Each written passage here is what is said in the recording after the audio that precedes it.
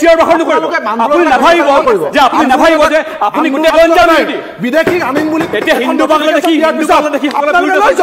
মুছলমানসকলে নৰেন্দ্ৰ মোদীয়ে গুজৰাটত নিয়ক ভোট লাগে মুছলমানৰ কেৱল অসম নেকি অসমবাসী ৰাইজে এইবোৰ কথা কৈছে নাযায় ক'ত গ'ল 1 কোটি 20 লাখ বাঙালী ক'ত গ'ল ক'ত গ'ল 1 কোটি 20 লাখ বাঙালী বাংলাদেশৰ হিন্দু আৰম্ভণিৰ ভিডিঅ'টো আপোনালোকে দেখাই পালে তেন্তে আহকচোন ৰাইজ সম্পূৰ্ণ ভিডিঅ'টো মই আপোনালোকৰ মাজলৈ আগবঢ়াই দিওঁ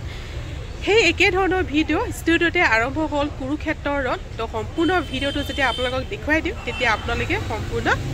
কৈয়েতো বিজেপি শাসনলৈ আহিছিলে আজি বিদেশী এজিপিয়ে নেখেদিলে বিদেশী কংগ্ৰেছীয়ে নেখেদিলে বিজেপি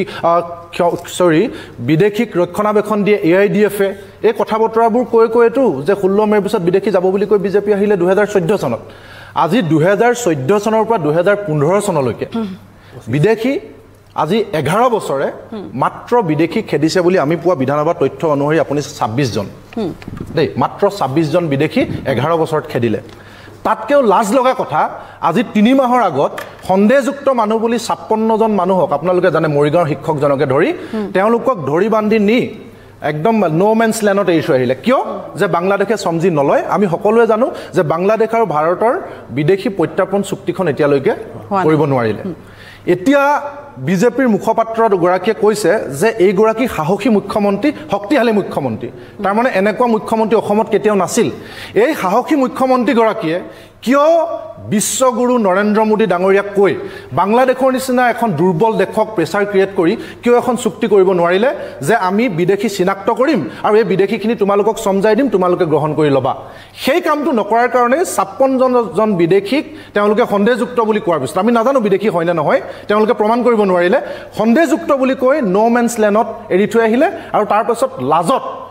মুখলজ্জা ঢাকিবৰ কাৰণে চৰকাৰী গাড়ী দি তেওঁলোকক ঘৰলৈকে লৈ আনিব লগা হ'ল বিজেপি চৰকাৰে এক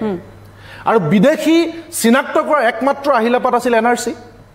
আপোনালোক সকলোৱে জানে NRC ইমান টকা পইচা খৰচ কৰি কাৰো পকেটৰ পইচা কৰা নাই ৰাইজৰ পইচাৰে চাকৰিয়াল নিয়োগ কৰি দৰমহা নিয়োগ কৰি লৰা ছোৱালীক পঢ়ুৱা শিক্ষকক লৰা ছোৱালীৰ ক্লাছ খতি কৰাই আনি তেওঁলোকক দায়িত্ব দি NRC কৰালে 19 লাখ মানুহৰ নাম হুমুৱা বুলি তেওঁলোকে সন্দেহযুক্ত বুলি ক'লে গোটেই মানুহে ক'লে যে নহয় 19 লাখ আসলতে বহুতে মিছাকে ডকুমেন্টছ দি হুমাইছে এটো ৰিভেৰিফিকেশন কৰিব লাগে আমি ভাবিলো যে বিজেপি এফিডেভিট দিব ৰিভেৰিফিকেশন কৰিব কিন্তু নকৰে কিয় নকৰে তেওঁলোকে একে সময়তে কা লৈ আনিলে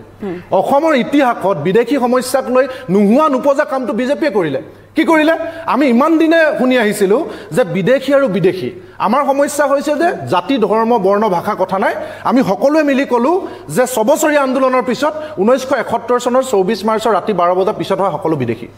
ইয়াৰ আগত কিন্তু বিদ্যুৎ শইকীয়া এতিয়াৰ যেটো সিদ্ধান্ত চৰকাৰৰ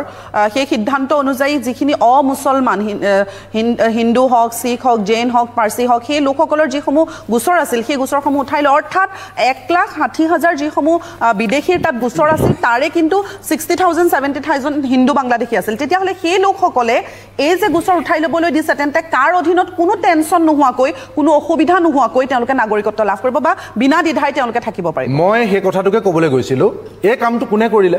বিজেপিয়ে কৰিলে ইয়াৰ আগতে আছিল যে বিদেশী মানে বিদেশী অসমৰ নিচিনা আমি কি কৈ থাকো সৰু ৰাজ্য এখনে অবৈধ বিদেশী বুজা ল'ব নোৱাৰে এই টেবুলখন যদি আপোনাৰ দুৰ্বল বুজা ল'ব নোৱাৰে মোবাইলৰ বুজাও ল'ব নোৱাৰে কাপটোৰ বুজাও ল'ব নোৱাৰে তাৰমানে আমি অসমে হিন্দুৰ বুজা ল'ব নোৱাৰো মুছলমানৰ বুজাও ল'ব নোৱাৰো বিজেপিয়ে কি কৰিলে যে হিন্দুৰ বুজা তেওঁলোকে ল'ব হেতু কাৰণে কাৰ আনিলে কাটো স্পষ্ট কথা তেওঁলোকে কাৰ জৰিয়তে ক'লে এতিয়া যেটো আপুনি ৰুলছৰ কথা কৈ আছে যেটো নটিফিকেশন এটো কাৰ ফল হে কাটেটো তেওঁলোকে কৈছিলে যে 2014 চনৰ 31 ডিসেম্বৰলৈকে যি সকল লোক আহিলে আফগানিস্তান পাকিস্তান বাংলাদেশৰ পৰা তেওঁলোক যদি অমুছলমান হয় তেতিয়া সকলে তেওঁলোকে নাগৰিকত্ব পাব আৰু তাৰে ফল হিচাপে আজি যিখন যেটো পেপাৰত ওলাইছে এটো যিখন নটিফিকেশন মই লৈ আনিছো যিখন নটিফিকেশন মিটিংৰ যেটো সিদ্ধান্ত ৰাজনৈতিক বিভাগৰ গৃহ বিভাগে প্ৰতিখন জিলাৰ ডিসি সিনিয়ৰ এসপিলে পঠাইছে তেওঁলোকক নিৰ্দেশ দিছে যে অতি সোনকালে বিদেশী ন্যায়াধিকৰণৰ বিষয়াসকলক মাতি আনা আৰু মাতি আনি যিসকল অমুছলমান হিন্দু বাংলাদেশীৰ নাম হুমাই আছে তেওঁলোকক তাৰ পৰা মুক্ত কৰি দিয়া আৰু মুক্ত কৰি দিয়াই নহয় তেওঁলোকক নাগৰিকত্ব লবৰ কাৰণে উদ্বুদ্ধ কৰা ইনস্পায়াৰ কৰা যাতে তেওঁলোকে নাগৰিকত্বৰ কাৰণে আবেদন কৰে তেওঁলোকে যাতে আমাৰ ৰেশন কাৰ্ড উলিয়াব পাৰে তেওঁলোকে যাতে ড্ৰাইভিং লাইসেন্স উলিয়াব পাৰে আৰু 2 বছৰ থকা পিছত তেওঁলোকে যাতে ইলেকশন খেলিব পাৰে কোনে বাংলাদেশৰ হিন্দু বাঙালীয়ে সেইটো কোনে উলিয়ালে বিজেপিয়ে আজি সেই অৰ্ডাৰটো দিয়াৰ পিছত এই অৰ্ডাৰ স্পষ্টকৈ লিখা আছে লাজ লগাকে লিখা আছে যে আপুনি চাওক of the status of all the foreigners Pakistan Bangla as per the amendment made by the CAA এইটো not suppose to pursue case of foreigners belonging to the 6 special community এই হিন্দু খ্ৰীষ্টিয়ান জৈন মূলতঃ লক্ষ্য তেওঁলোকৰ Hindu who had entered into Assam মই সেইসকল যিসকল দল সংগঠন আৰু অসমীয়া মানুহে হিমন্ত বিশ্ব শৰ্মাক বিদেশীৰ বিৰুদ্ধে আটাইতকৈ শক্তিশালী ষ্টেপ লোৱা মুখ্যমন্ত্ৰী বুলি বাবা দিছে তেওঁলোকক মই কৈছোঁ হিমন্ত বিশ্ব শৰ্মাৰ নিৰ্দেশত গৃহ বিভাগৰ সচিবে প্ৰত্যেকখন জিলা সমিতিলৈ পঠাইছে যে who had entered into Assam on or prior to 31st December 2014 2014 চনৰ আগত যিসকল মানুহ বাংলাদেশৰ পৰা অসমৰ ভিতৰত সোমাইছে তেওঁলোকৰ সকলো কেছ উঠাই লোৱা স্পষ্টকৈ লিখিছে আপোনালোকে চাওক it was suggested to drop all such cases in this regard and district commissioner আৰু seniorly লিখিছে ঠিক আছে বিদ্যুৎ মই ঋতুপৰ্ণ শৰ্মাৰ পৰা ইয়াৰ মতামত ক'বলৈ চেষ্টা কৰিম এটা কথা কৈছো এই নটিফিকেশনখন দিয়াৰ পাছত বিধানসভাৰ ডকুমেন্টত স্পষ্টকৈ লিখা আছে আপুনি যেটো কথা ক'লে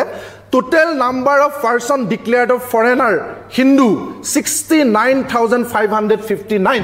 এই নটিছখন ডিস্ট্ৰিক্ট গৈ পোৱাৰ লগে লগে আজিৰ দিনটোৰ পৰা অসমে 69500 550 মানুহৰ বুজা ল'ব লাগিব সেই বুজা হিমন্ত বিশ্ব শৰ্মাই ঘৰত নিয়ে ইয়াৰ প্ৰত্যুত্তৰ লম ঋতুপৰ্ণ শৰ্মাৰ পৰা লম কিন্তু ৰেজাউল কৰিম চৰকাৰ মই আপোনাৰ ওচৰলৈ আহিছোঁ ৰেজাউল কৰিম চৰকাৰ আপোনাৰ ওচৰলৈ আহিছোঁ উজনি এক প্ৰকাৰ উত্তাল হৈছে মিয়া খেদা আন্দোলনত এতিয়া যি ৰাজনীতি হৈছে সেই ৰাজনীতি তুংগত উঠিছে আমি আপোনাৰ পৰা এইখিনি মুহূৰ্তত জানিব বিচাৰিছোঁ এই যি শান্তি সম্প্ৰীতি বিনষ্ট কৰাৰ যি পৰিৱেশ সৃষ্টি হৈছে কাৰ নেতৃত্বত হৈছে কাৰ উদগনিত হৈছে কিহৰ বাবে এই পৰিস্থিতিৰ সূচনা হৈছে আপোনাৰ প্ৰতিক্ৰিয়া চাওক প্ৰথম কথা হ'ল অসমত যিখিনি ঘটনা ঘটি আছে সম্পূৰ্ণভাৱে অসমৰ মুখ্যমন্ত্ৰী হিমন্ত বিশ্ব শৰ্মা ডাঙৰীয়াৰ নিৰ্দেশত হৈ আছে আৰু অসমখন গণ উন্মোদনা সৃষ্টি কৰাৰ যিটো পৰিৱেশ যেটো গণ উন্মোদনা সৃষ্টি কৰিলে যে মানুহৰ মাজত এটা বহুত ডাঙৰ ঘটনা সংঘটিত হ'ব পাৰে সেই গণ উন্মোদনাটাও কিন্তু মুখ্যমন্ত্ৰী হিমন্ত বিশ্ব শৰ্মা ডাঙৰীয়াৰ ভাষ্যৰ পৰাই প্ৰমাণ হৈ আছে যে মুখ্যমন্ত্ৰী ডাঙৰীয়াই স্পষ্টভাৱে বিজনেছ যোৱা পৰখি কৈ গৈছে যে উজনি অসমত যিখিনি হৈ আছে এইটো মোৰ পৃষ্ঠপোষকতাত হৈ আছে আৰু মানে কোনোবাই আন্দোলন কৰিব লাগে ওলাই আন্দোলন কৰক মোৰ কথা হৈছে যে আজি সমস্যাটো কি হৈছে আজি উচ্ছেদ বিদেশী বাংলাদেশী সকলোকিটাক একাকাৰ কৰি দিয়া হৈছে আজি উচ্ছেদটো এটা হুকিয়া বস্তু যদি কোনোবাই সরকারি ভূমিত আছে জলাশয়ত আছে বনাঞ্চলত আছে সরকারি নীতি নিয়ম মতে সেইসকল ভূমিহীন মানুহ হয় নে নাই সেইসকল ভাৰতীয় হয় নে নাই সকলো তন্ন কৰি চালি জাৰি চাই সুপ্ৰিম কোৰ্টৰ এটা গাইডলাইন আছে গাইডলাইন মতে উচ্ছেদ কৰক তাত কোনো মানুহে কাকো বিৰোধিতা নকৰিব আমিও কৈছো যে সৰকাৰি ভূমিত যদি সৰকাৰেৰ ভূমি লাগে বনাঞ্চল কোনোবাই দখল কৰিছে সেইবিলাক খালি কৰিব লাগে সৰকাৰে এটা প্লেন পলিসি বনাই আগতীয়াকৈ সেই মানুহখিনিৰ লগত আলাপ আলোচনা কৰি প্ৰকৃত ভূমিহীন যিসকল মানুহ সেই মানুহখিনিক ভূমি দিয়াৰ ব্যৱস্থা কৰক আৰু ভূমি যিসকলৰ আছে তেওঁলোকে যদি এনেই যাই দখল কৰিছে তেওঁলোকক তাৰ ভূমিলৈ পঠিয়াই দিয়াৰ ব্যৱস্থা গ্ৰহণ কৰক তাততো কোনো আপত্তি কৰিবলগীয়া নাই কিন্তু এই উচ্ছেদক গয়না কৰি 26ৰ নিৰ্বাচনী বৈতাৰণি পাৰ কৰিবৰ কাৰণে যদি মানুহৰ ঘৰত বলডুজাৰ মানুহক অন্যায় অত্যাচাৰ শূন্য দূৰত্বৰ পৰা গোৱালপাৰাত গুলিয়াই হত্যা কৰাৰ পৰিৱেশ তৈয়াৰ কৰা হয় মই ভাবো যে এইটো কেতিয়াও শান্তি সম্প্ৰীতি ঘূৰি নাহে এইটো আৰু অসমখনৰ আহিব লগা ভৱিষ্যত কিন্তু আৰু বেয়াৰ ফালে গতি কৰিব গতিকে আমি সদায় বিচাৰিছো যে অসমখনৰ শান্তি সম্প্ৰীতি বিনষ্ট হ'ব নালাগে বিদেশীৰ সমস্যাটোৰ এটা স্থায়ী সমাধান লাগে আমচুৰ স্থিতি ক্লিয়াৰ 1971 25 মাৰ্চ আজ যিসকল আগৰ মানুহ সেইসকল ভাৰতীয় নাগৰিক তেওঁলোকে সকলো ধৰণৰ অধিকাৰ পাব লাগিব ভাৰতীয় সংবিধান দিয়া মতে আৰু 71ৰ পিছত হোৱা আজি মুখ্যমন্ত্ৰীয়ে তো কাৰোবাক নাগৰিকত্ব দি হেকে কৰিলে কিন্তু আমি আমাৰ যিসকল ভাই ককাই মিয়া কৰি ৰাতিপুৱাৰ পৰা সন্ধিয়ালৈকে জব কৰি আছো কিন্তু কিমান মানুহক যে নাগৰিকত্ব মুখ্যমন্ত্ৰী দি দিলে এই কথা কিন্তু আমি গম নাপালো অসমৰ সংবাদ মাধ্যমেও হয়তো ভালকে এইখনৰ কথাখিনি আলোচনা নহল কিন্তু আমাৰ স্থিতি ক্লিয়াৰ 1971 25 মাৰ্চৰ পিছত মই এখজ আগুৱাই গৈ গৈছো যদি কোনো মুছলমান আছে প্ৰমাণ কৰক চৰকাৰে খেদিব নোৱাৰিলেও অসমৰ সংখ্যালঘু সমাজ আৰু আমচুৱে তেওঁলোকক খেদি পঠিয়াব 71ৰ পিছত কোনো মানুহ ঋতুপৰ্ণ শৰ্মা আপোনাৰ ওচৰলৈ আহিছো এই যি এক প্ৰকাৰ ঋতুপৰ্ণ শৰ্মা মই আটাইকেইগৰাকীৰে বিদ্যুৎ শইকীয়াও কিছু মন্তব্য আগবঢ়ালে ৰেজাউল কৰিমে আগবঢ়ালে আৰু লগতে দিগন্ত তামুলীয়ে তেওঁৰ প্ৰতিক্ৰিয়া আগবঢ়ালে এই এটা সকলোৱে ক'ব বিচাৰিছে যে সাম্প্ৰদায়িক পৰিৱেশ বিনষ্ট হোৱা এক পৰিৱেশৰ সূচনা হৈছে এই সাম্প্ৰদায়িক পৰিৱেশ নিৰ্বাচন কেন্দ্ৰিক নেকি ঋতুপৰ্ণ শৰ্মা মই কংগ্ৰেছৰ ৰূপক দাস ডাঙৰীয়া আৰু বিদ্যুৎ শইকীয়া ডাঙৰীয়াই কিছু কথা কৈছে মই তাৰ উত্তৰ নিদিলে আধৰুৱা হৈ ৰ'ব তেওঁলোকে কওঁতে মাজত মই কোনো ধৰণৰ ইণ্টাৰাপশ্যন কৰা নাই মই আশা ৰাখিম তেওঁলোকে মাজত যাতে কোনো ধৰণৰ মাত নামাতে কথাখিনি ক'বলৈ দিয়ে নহ'লে এটা বেয়া অভ্যাস আছে মই দেখিছোঁ মাজে মাজে বহুতে মাজত অসুবিধাৰ সৃষ্টি কৰে বেয়া অভ্যাসটো আপোনালোকৰ আছে চবৰে আছে এইটো মোৰ নাই অন্তত গতিকে মই কেতিয়াও নামাতো গতিকে মই মোৰটোহে জানো গতিকে মই কৈছোঁ চবকে জেনেৰেলাইজ কৰিব কথাখিনি কওক না মই অনুৰোধ কৰিছোঁ গতিকে যাতে মাতটো নামাতে মেনাৰ শিকাব নালাগে কথাখিনি প্ৰথম কথা হ'ল কংগ্ৰেছে আজি এটা বৰ অকপট স্বীকাৰোক্তি দিলে সেইটো স্বাভাৱিক আমাৰ বাবে তেওঁ এই বীৰ লাচিত সেনাই হওক বা আজি উজনিত যিকেইটা সংগঠনে এই উচ্ছেদৰ পিছত সৃষ্টি হোৱা এটা জনসচেতনতাত তেওঁলোকে যিটো ভয়াৱহ দিশৰ আগজাননী পায় তেওঁলোকে আজি এই মিয়া খেদাই হওক বা উচ্ছেদৰ সপক্ষে যিটো এটা জন আন্দোলন গঢ়ি তুলিছে তাত শংকিত হৈ তেওঁলোকে ৰূপক দাসে কৈ পেলালে যে এইবোৰ জাতীয় সংগঠনৰ কোনো গুৰুত্ব নাই তেওঁলোক জাতীয় সংগঠন হয় নহয় তেওঁৰ সন্দেহ আছে সেইটো স্বাভাৱিকতে কংগ্ৰেছৰ কাৰণে জাতীয় সংগঠন বীৰ লাচিত সেনা হ'ব নোৱাৰে টাইপা হ'ব নোৱাৰে কিন্তু আমচু নেমচু সদায় কংগ্ৰেছৰ কাৰণে জাতীয় সংগঠন আৰু এতিয়া জাতীয় সংগঠনৰ গুৰুত্ব থাকিলই কাৰণ যেতিয়া যোৰহাটত যোৱা লোকসভা নিৰ্বাচনত যেতিয়া গৌৰৱ গগৈ ডাঙৰীয়া জয়যুক্ত হ'ল এনেকুৱা এটা ধাৰণা দিয়া হ'ল যে গোটেই অসমখন আৰু এতিয়া মানে কংগ্ৰেছৰ জয়ময় কিন্তু সেই গৌৰৱ গগৈ ডাঙৰীয়াই জিকি অহা যোৰহাট সমষ্টিত মাত্ৰ 9 মাহ নহওঁতেই যেনেকৈ যোৰহাটবাসী ৰাইজৰ গৌৰৱ গগৈ তথা কংগ্ৰেছৰ প্ৰতি সম্পূৰ্ণ মোহভংগ হৈ যোৱা পঞ্চায়ত নিৰ্বাচনত এটাও জিলা পৰিষদৰ আসন তেওঁ ৰাইজে তেওঁলোকক নিদিলে অৰ্থাৎ অসমৰ প্ৰতিগৰাকী খিলঞ্জীয়া জনগোষ্ঠীয় মানুহে কংগ্ৰেছক সকলো ফালৰ পৰা প্ৰত্যাখ্যান কৰিছে ইভেন একেই কথা প্ৰযোজ্য হয় শিৱসাগৰ বিধানসভা সমষ্টিটো অখিল গগৈ ডাঙৰীয়া জিকি আহিছিল কিন্তু এইবাৰো অনুৰূপ শিৱসাগৰ জিলাটো শিৱসাগৰ বিশেষকৈ বিধানসভা সমষ্টিৰ অন্তৰ্গত এটাও জিলা পৰিষদ মই এইকাৰণে কৈছোঁ জনসাধাৰণে ক্ষোভটো ক'ত উজাৰিব জনসাধাৰণে চৰকাৰে ভাল কাম কৰিলে তাৰ সমৰ্থন আৰু বেয়া কাম কৰিলে ক্ষোভ উজাৰিব নিৰ্বাচনত গতিকে মই ভাবোঁ কংগ্ৰেছে উচিত কথাটোৱে কৈছে আৰু তেওঁলোকৰ ৰাজনীতি কেৱল আৰু কেৱল এক বিশেষ ধৰ্মীয় সংখ্যালঘু বা মুয়া মুছলমান বা পমুৱা মুছলমানৰ ভোট বেংকৰ ভিতৰতে তেওঁলোকৰ মানে সীমাবদ্ধ হৈ আছে সেইকাৰণে তেওঁলোকে এতিয়া এই দল সংগঠনক তেওঁলোকে জাতীয় সংগঠন বুলি নাভাবে তেওঁলোকৰ কাৰণে আমচু নেমচু জাতীয় সংগঠন দ্বিতীয়তে মই আহোঁ বিদ্যুৎ শইকীয়া ডাঙৰীয়াৰ কথাটোলৈ বিদ্যুৎ শইকীয়া ডাঙৰীয়াই যিখিনি কথা কৈছে শইকীয়া ডাঙৰীয়া আপুনি কথাখিনি অলপ লাহেকৈ ক'লেও হয় আপুনি যিটো চিঞৰ বাখৰ লম্ফজম্প কৰিছে এই শুনিলা কৰিছে আপুনি যিটো চিঞৰিছে এইটো মই কেনেকৈ মোৰ কথা শুনক মোৰ কথা ঠিক আছে মই শুনিলোঁ আপুনি যথেষ্ট লম্ফজম্প বুলি আপুনি এতিয়া শুনক মই উদাহৰণটো দ্বিতীয় মই লম্ফজম্প শব্দটো ব্যৱহাৰ কৰিছোঁ মই যুক্তিটো শুনিলোঁ মোক আপুনি যুক্তি সহকাৰে খণ্ডন কৰক শুনক প্ৰথম কথা হ'ল কা আইনখন এইখন চৰকাৰে কোনো লুকাই চুৰকে পিছ দুৱাৰ দি অনা নাই সম্পূৰ্ণ বিধি বিধান লোকসভা ৰাজ্যসভাত সংখ্যাগৰিষ্ঠতাৰে গণতান্ত্ৰিক প্ৰক্ৰিয়াৰে শুনি লওক অসমৰ মানুহে মানি লোৱা নাই দেই মানি লোৱা নাইতো মই এতিয়া যুক্তি শুনক যি সময়ত কা আন্দোলনৰ সময়ত আপোনালোকে অসমবাসী ৰাইজক বিভ্ৰান্তি সৃষ্টি কৰি বিপথে পৰিচালনা কৰি 20 লাখ 40 লাখ 1 কোটি শুনি মোৰ কথাটো শুনি লওক 80 লাখ 90 লাখ 1 কোটি 20 লাখ অবৈধ মানে হিন্দু বাঙালী ৰখি আছে কা অহাৰ লগে লগে অসমখন ভৰি আপোনালোকে কৈছিলতো তাৰ 8জন মানুহে এপ্লাই কৰিছে এতিয়া যে 69000 মই কৈছিলো মাজত নামাতিব আপুনি কতে মাতিব না আপুনি মেনাৰ্ছৰ কথা ক'লে আপোনালোকে কৈছিলে 60 লাখ 80 লাখ কৈছিলে আন্দোলন এটা আপোনালোকে 60 লাখ কৈছিলে এছিয়াৰ বাখৰ নকৰিব আপুনি নাভাবিব যে আপুনি গোটেই অসমখনৰ আপোনালোকে ধৰি গৈছে এই অভ্যাস কৰি গৈছে পৰিহাৰ কৰক 5টা ল'ৰা মৰি গৈছে হে আপোনালোকে 5টা ল'ৰা মৰি যুক্তি সহকাৰে কথা ধৈৰ্য নাই আপোনালোকে নালাগে যুক্তি সহকাৰে কথা কেৱল লম্পৰ ডিগি ফুৰাই চিঞৰ কথা নকব কিয় কৈছিলে 1 কোটি 20 লাখ আজিও ক'ত আহিছে মই কৈছো মোক সময় দিয়ক মই কৈছো আজি কিয় 69 লাখ ক'ত আহিছে 69000 1 কোটি 20 লাখ 69000 বুলি কৈছিলে মই কৈছো আজি বাংলাদেশৰ পৰিহৰি বাংলাদেশৰ আপোনালোকৰ এই কথা কোনো গুৰুত্ব নাই এনেকে হলে মই বিৰোধী লৈ লম মই এনেকে তৰ্ক নকৰো আপোনাক গোটেই কথা মই নকচাত কৰিছো আমি আন্দোলনৰ কাৰণে জেলত গৈছো আপুনি আন্দোলনৰ প্ৰথমতে কৈছো মই জানো আন্দোলনৰ বাস্তৱৰ সন্মুখীনৰ ধৈৰ্য নাই ক্ষমতা নাই আপোনালোক বাংলাদেশৰ এখন আপোনালোক হ'ল অসম বিৰোধী বিদেশী আনিম বুলি এতিয়া হিন্দু বাংলাদেশী মুছলমানসকলে নৰেন্দ্ৰ মোদীয়ে গুজৰাটত নিয়ক ভোট লাগে কেৱল অসম নেকি কিয় হিন্দু বাংলাদেশী গুজৰাটলৈ নিনিয়ে কিয় হিন্দু বাংলাদেশী উত্তৰ প্ৰদেশত নিনিয়ে পাৰিব কিয় নিনিয়ে হিন্দু বাংলাদেশী হিন্দু বাংলাদেশী জাপি দিব আৰু ইয়াত কথা ক'ব আমি শুনিব নোৱাৰিম একো জাপি দিয়া নাই আৰু এই 69000 ক'ত থাকিব কা আন্দোলনৰ ঠিক পিছতে মাত্ৰ কেইমাহমান হৈ যোৱাৰ পিছতে হৈ যোৱা বিধানসভা নিৰ্বাচনত পূৰ্বতকৈ বেছি ফলাফলেৰে ভাল ফলাফলেৰে পৰিৱেশত ইলেকশ্যন ভয় ভাবুকিত জিকিছে ভোটৰ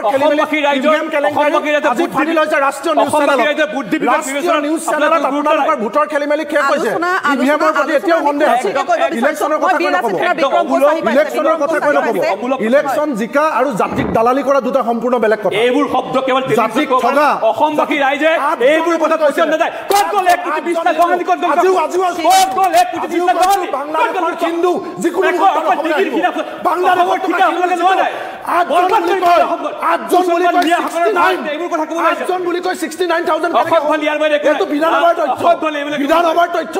69000 মানুহক নাগৰিকত্ব দিব আপোনাৰ দলে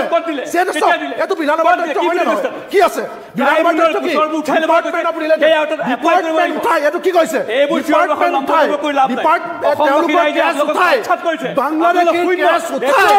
বাংলাদেশীৰ গ্যাস উদ্যোগ কৰি তেওঁলোকক নাগৰিকত্ব দিবৰ কাৰণে নাগৰিকত্ব দিব অৰ্ডাৰ দিছে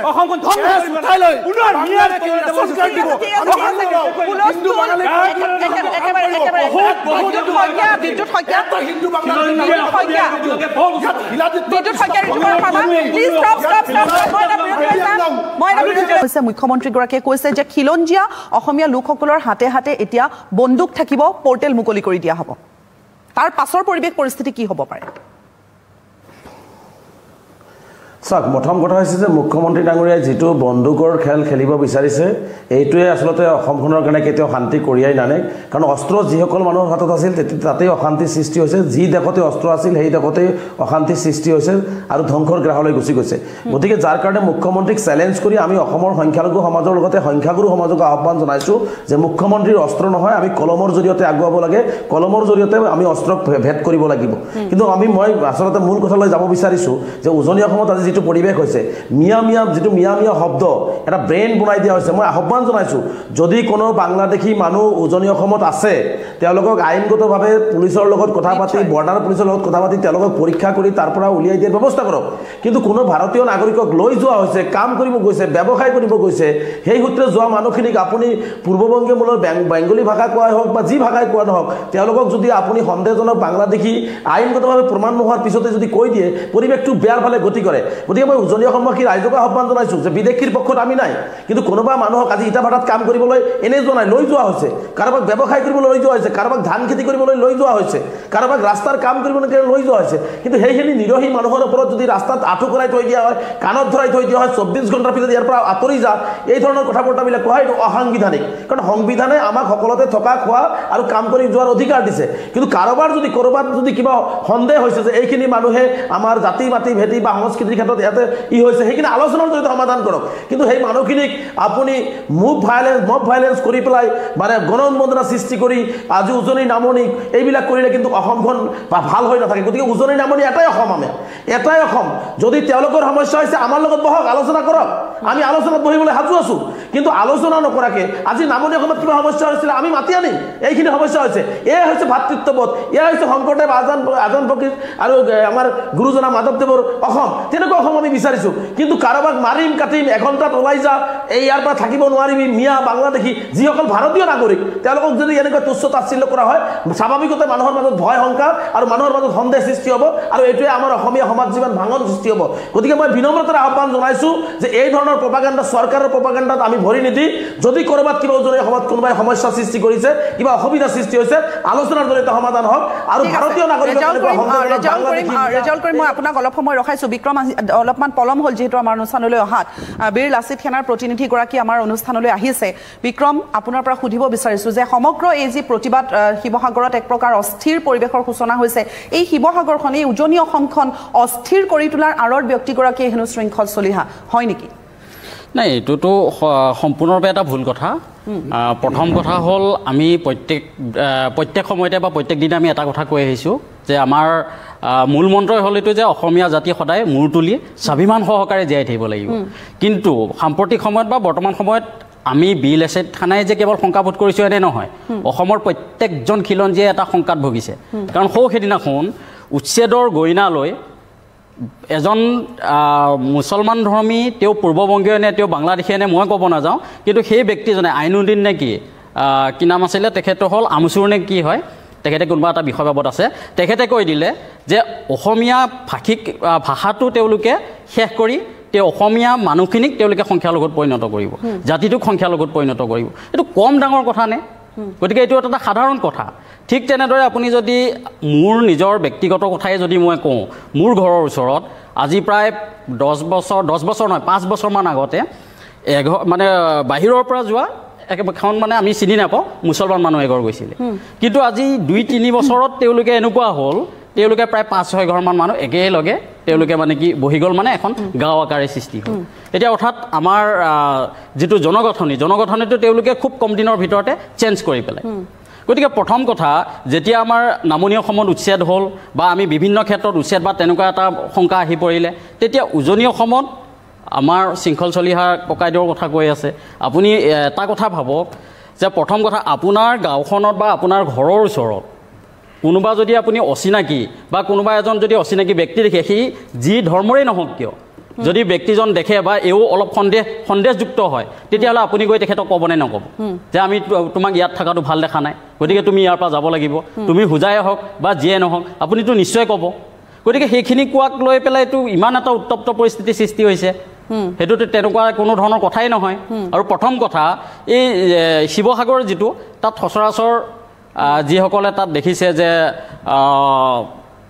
মিয়াখেদা বা তেওঁলোকক মিয়াখেদাৰ যিটো আন্দোলন গঢ় লৈ শৃংখল চলিহাই এইটো উত্তেজিত কৰিছে কিবা কৰিছে গতিকে প্ৰথম কথা হ'ল বিধায়কগৰাকীয়ে এখন পত্ৰ দিছিল আপোনালোকৰ সংগঠনলৈ ৰন্টু পানী ফুকনলৈ শিৱসাগৰ সমষ্টিৰ বিধায়কগৰাকীয়ে এখন পত্ৰ লিখিছিল সেই পত্ৰ ইতিমধ্যে আমি সংবাদ মাধ্যমত প্ৰচাৰ কৰিছোঁ তাত তেওঁ স্পষ্টকৈ লিখিছিলে যে সাম্প্ৰদায়িক যি আচলতে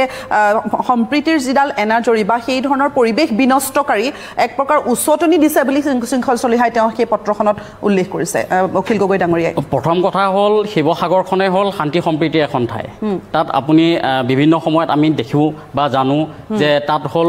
আমাৰ খিলঞ্জীয়া মুছলমান আৰু আমাৰ অসমীয়া আমাৰ যিখিনি তাত খিলঞ্জীয়া মানুহ তেওঁলোকে সম্প্ৰীতিৰে তাত বসবাস কৰি থাকে কিন্তু যেতিয়া নেকি ক'ৰবাত উচ্ছেদ হৈ গ'ল বা বিভিন্ন ঠাইৰ পৰা যেতিয়া তাত গৈ পেলাই পূৰ্ববংগীয় মূলীয় মুছলমান মানুহখিনিয়ে মিয়া মানুহখিনিয়ে তাত যেতিয়া থিতাপি ল'লে আল্টিমেট তাততো ক'ব লাগিব কোনোবাইতো ক'ব কোনোবাইতো চৰকাৰক আঙুলিয়াই দেখুৱাব লাগিব কিন্তু চৰকাৰক সেই বস্তুখিনি আঙুলিয়াই দেখুৱাব যাওঁতে তেওঁলোকে যদি অস্ত্ৰ শস্ত্ৰ লয় আপুনি আজি চৰাইদেউৰ ঘটনাটো আপুনিয়ে দেখাই আছে বিক্ৰম কোচ ইয়াততো কোনো ৰাজনৈতিক কথা বতৰা নাই এইটোত আমাৰ কোনো ৰাজনৈতিক কথা বতৰা নাই আৰু যদি কোনোবাই ৰাজনৈতিক উদ্দেশ্যপ্ৰণোদিতভাৱে কিবা আগবঢ়াইছে তেতিয়াহ'লে সেইটো তেনেহ'লে নিৰ্বাচনলৈ 8 মাহ বাকী আছে বীৰ লাচিত সেনাৰ ফালৰ পৰা প্ৰাৰ্থী দিয়া হ'বনে নহয় পৰৱৰ্তী নিৰ্বাচনত স্পষ্ট কৰি থৈ যাওক বৰ্তমানলৈকে আমাৰ ৰাজনৈতিক ক্ষেত্ৰখনৰ কথা কোনো ভবাই হোৱা নাই আৰু যদি সেইটো হয় তেতিয়াহ'লে নিশ্চয় কেন্দ্ৰীয় সমিতিৰ দ্বাৰা আপোনালোকে অৱগত হ'ব বা আপোনালোকক জনাব যে বৰ্তমানলৈকে বীৰ লাচিত সেনাৰ ফালৰ পৰা ৰাজনৈতিক পৰিক্ৰমাৰ ক্ষেত্ৰত কোনো ধৰণৰ কথাই ভবা হোৱা নাই শেষৰখিনি সময় ৰূপক দাস আপোনাৰ ওচৰলৈ আহিছোঁ এখন সংবিধান আছে এখন আইন আছে সকলোৱে কৈছে যে চৰকাৰ তথা জাতীয় দল সংগঠনসমূহে এক প্ৰকাৰ সংবিধানক অৱমাননা কৰিছে কাৰণ সংবিধানৰ মতে ভাৰতৰ যিকোনো প্ৰান্ততে বিদেশী থাকিব পাৰে আৰু সেই বিদেশী লোকসকলক চিনাক্ত কৰি তেওঁলোকৰ কাৰণে ব্যৱস্থা গ্ৰহণ কৰিবৰ কাৰণে এটা ছিষ্টেম আছে এই সমগ্ৰ প্ৰক্ৰিয়াটোৰে কৰবাত সাধাৰণ লোকসকল বিপৰ্যস্ত হৈছে নেকি বা তেওঁলোক হাৰাশাস্তিৰ সন্মুখীন হৈছে নেকি চাওক এই চৰকাৰখন যদি আৰু কিছুদিনলৈ থাকিবলগীয়া হয় বা আৰু এটা তেওঁলোকে যি ধৰণে ব্যৱস্থাপনা কৰিব বিচাৰিছে যে 26ত তেওঁলোক জয়ী হৈ আহিব তেতিয়াহ'লে আপুনি যি দুটা শব্দৰ কথা ক'লে যে এখন আইন আছে গণতন্ত্ৰ এখন সংবিধান আছে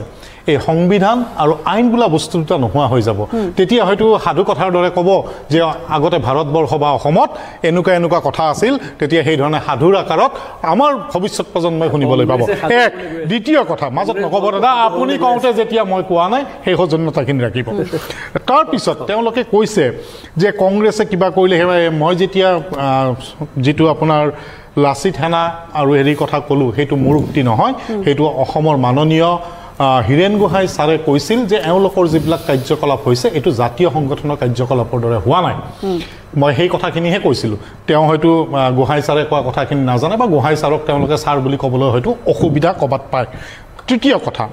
যেতিয়া ৰাহুল গান্ধী ডাঙৰীয়া আহিছিল আমি ছয়গাঁও সমষ্টিত যেতিয়া আমাৰ বনগাঁৱত মিটিংখন হৈছিল তেওঁলোকে ক'লে মিয়া অঞ্চলত আমি কৰিলোঁ ধুবুৰীৰ পৰা যেতিয়া আমি ভাৰত জোৰো কৰিছিলোঁ তেতিয়াও তেওঁলোকে মিয়া দেখিছিল যেতিয়া গৌৰৱ গগৈয়ে সভাপতি হৈ যোৰহাটৰ পৰা তেওঁৰ যাত্ৰা আৰম্ভ কৰিলে তেতিয়া ক'লে যোৰহাটৰ পৰা কেলে কৰিলে ধুবুৰীৰ পৰা কৰিব লাগিছিল এতিয়া তেওঁলোকে পাহৰি গৈছে যে তেওঁলোকৰ মুখ্যমন্ত্ৰীয়ে ছয়গাঁও সমষ্টিটো আজি জনজাতীয় সমষ্টি হিচাপে এই ডিলিমিনেশ্যনত এইটো জনজাতীয় সমষ্টি হৈছে তো আমি জনজাতীয় সমষ্টিৰ পৰাহে ৰাহুল গান্ধী আৰম্ভ কৰিছিল তাৰপিছত মই আৰু ক'ব বিচাৰিছোঁ তেওঁ যি ধৰণে ক'লে কাৰ কথা কা আহিলে অমুক একো হোৱা নাই সেই 5জন ল'ৰাৰ কথা তেওঁলোকে পাহৰিলে চাগে সময় কম কাৰণে মই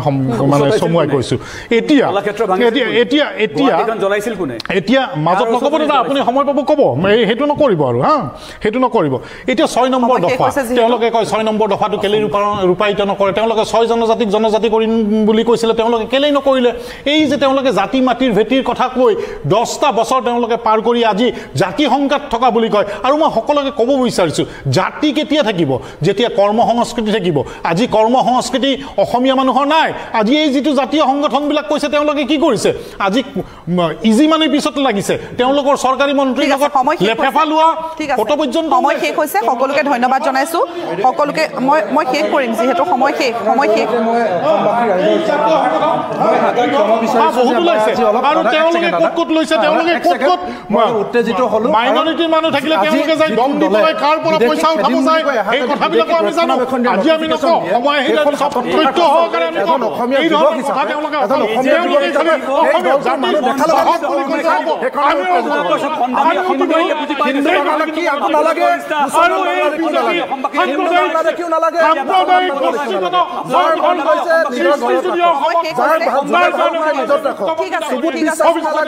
আজমলো নালাগে শিলাদিত্য দেবো নালাগে আজমলো নালাগে শিলাদিত্য দেবো নালাগে অচিত সিংহালো নালাগে আমাক কাকো নালাগে তেওঁলোকক শিলাদিত্য দেব লাগে তেওঁলোকক বিশ্বাস লাগে এইবিলাক আমাক নালাগে সকলোকে ধন্যবাদ জনাইছোঁ দিগন্ত তামুলী ধন্যবাদ থাকিল ৰেজাউল সৌৰাজ ভিডিঅ'টো এইখিনি আছিল এইখিনিকে মই আপোনালোকৰ মাজলৈ আগবঢ়ালোঁ ভিডিঅ'টো চাই যদি ভাল লাগিলে চেনেলটো ছাবস্ক্ৰাইব কৰি ৰাখিব আজি ভিডিঅ'টো এটা সামৰণি মাৰিছোঁ আজিলৈ বাই বাই